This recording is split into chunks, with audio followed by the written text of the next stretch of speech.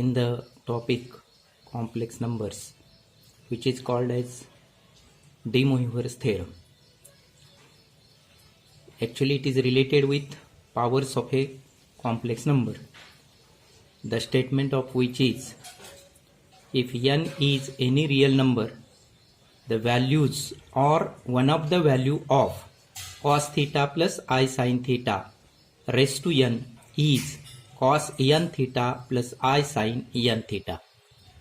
That is, in simple way, it can be written like this: cos theta plus I sin theta raised to n is equal to cos n theta plus I sin n theta. Corollaries. There are different corollaries of this de Moivre's theorem. Corollary 1, cos alpha plus I sin alpha raised to 3 is equal to, cos theta plus I sin theta raised to minus n is equal to cos n theta minus I sin n theta. This is the first corollary. And the example of de Moivre's theorem is cos alpha plus I sin alpha raised to 3 is cos 3 alpha plus I sin 3 alpha. So this is the example, whereas this one is the corollary.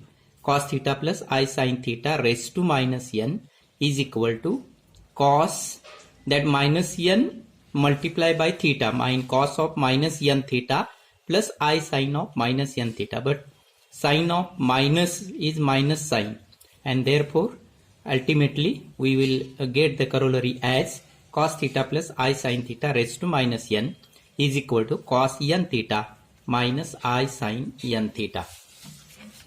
The next corollary is cos theta minus I sin theta raised to n is equal to, we can write cos theta as cos of minus theta and minus sin theta as plus sin of minus theta.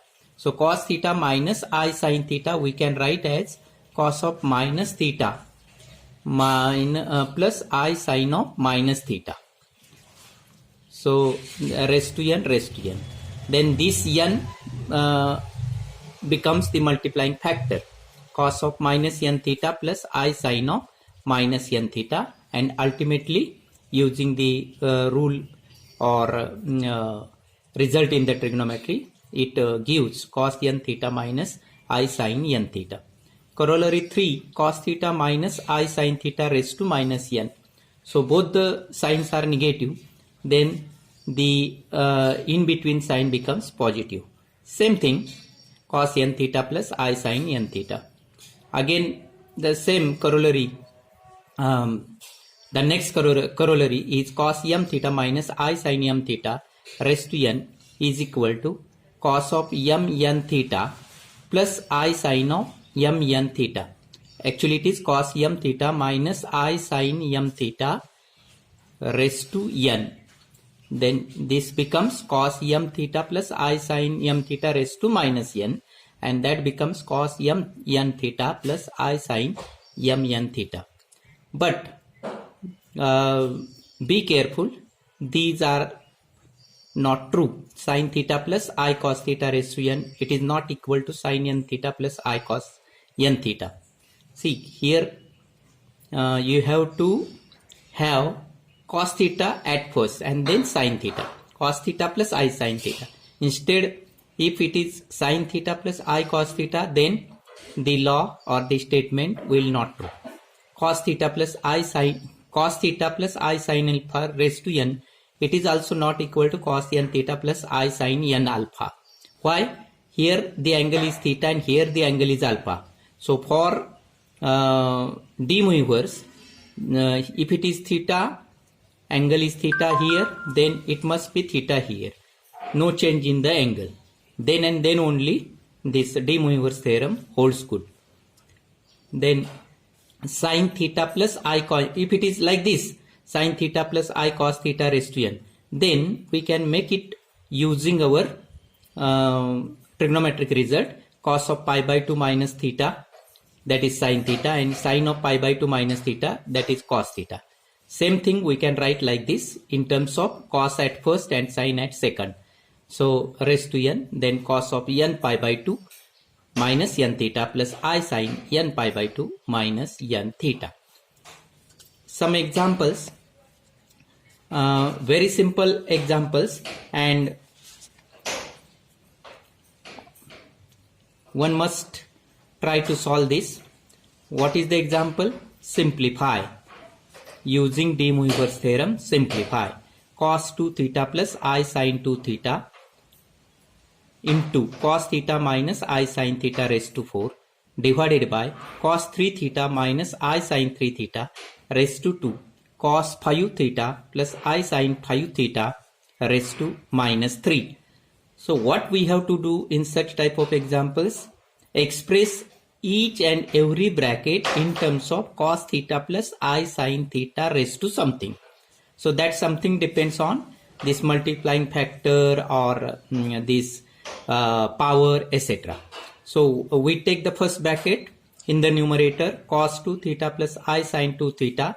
It is cos theta plus I sin theta raised to 2. So these two multiplying factor we bring here, that is, it becomes an index power.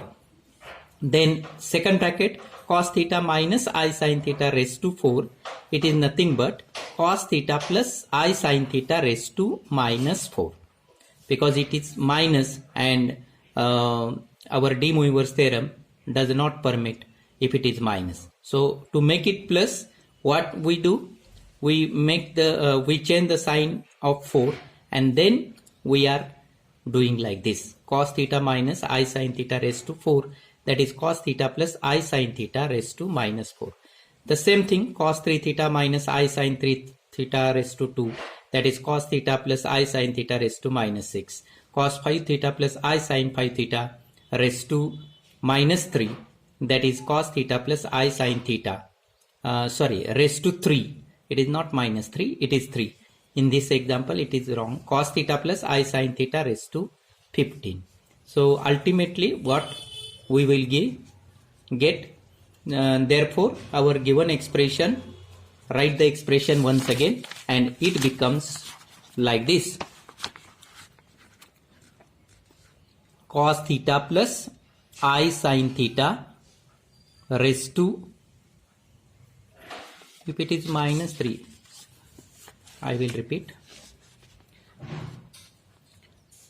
cos 5 theta plus I sin 5 theta raised to, if it is minus 3, then here it must be minus 15. It must be minus 15. Some printing mistake is there.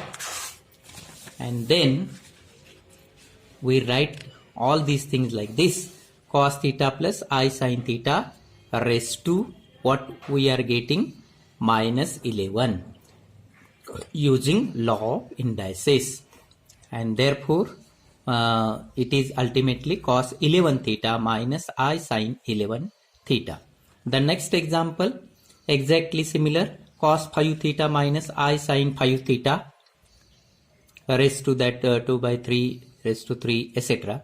So you can write the example, whatever indexes are there, whatever multiplying factors are there. The same thing, cos 5 theta minus I sin 5 theta raised to 2 by 5, we can write as cos theta plus I sin theta raised to minus 3. Likewise, this one becomes raised to 7, raised to 2, etc., etc. And ultimately, what we will get, the given expression, it is nothing but cos 11 theta plus I sin 11 theta as the answer. So in the next one, we will see some more examples. Thank you.